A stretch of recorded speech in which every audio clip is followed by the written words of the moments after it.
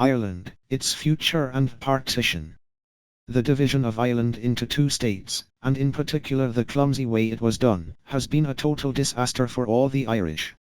The Southern Irish dream of home rule has not fulfilled its promise, has very negatively impacted on all the working classes, called the empty island syndrome. It has resulted in between 50 and 70% of all working class Southern Irish having to emigrate, in particular from Munster, Connaught, Meath, and in the three counties of Ulster that the Republicans managed to cajole from the British government.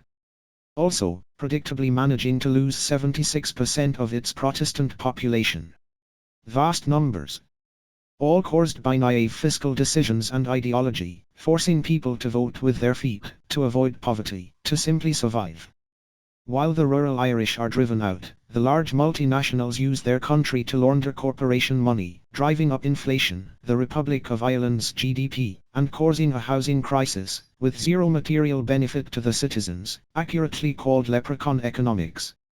The Northern Irish have also suffered years of murder, bombing and terrorism in pursuit of the same Republican ideological fantasy United Ireland, one that has only ever existed in their imagination, a perpetual dream throughout the centuries, an ambition with no historical foundation in fact. A dream that has already failed in 3 of the kingdoms that took part in joining the fledgling Republic of Ireland, driving out large numbers of their citizens, who have had to out-migrate.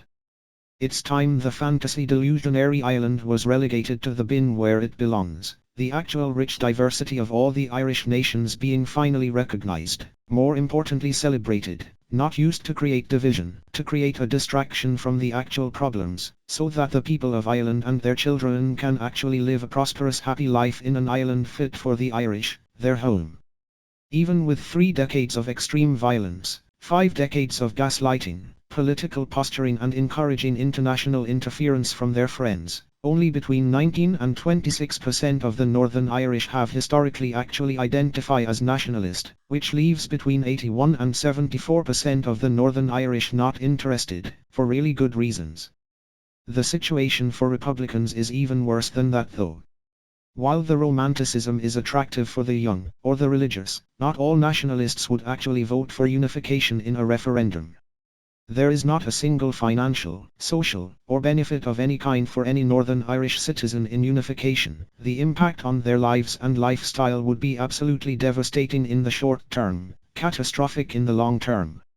In another survey 17% of people identifying as nationalists indicated that they would not vote for unification, reducing the potential unification vote available to Republicans to between 17 and 22%. Let the Irish for the first time in their history stop fighting each other. With the previously unexplored option of Northern Irish independence, the Northern Irish can sort out their own problems, that need sorted, whatever option they choose, but without outside interference. Both independent states would then be in a position to sort out their relative issues and help each other. If at some point in the future when the issues are history, if it is to our mutual advantage to discuss some form of formal link, it can then happen pragmatically, objectively, without animosity, to the benefit of all the Irish nations and people. Thank you for viewing our video. If you would like more information, our NICA app can be downloaded in Google Play. Our YouTube, TikTok, Instagram, Twitter and Facebook channels are also available.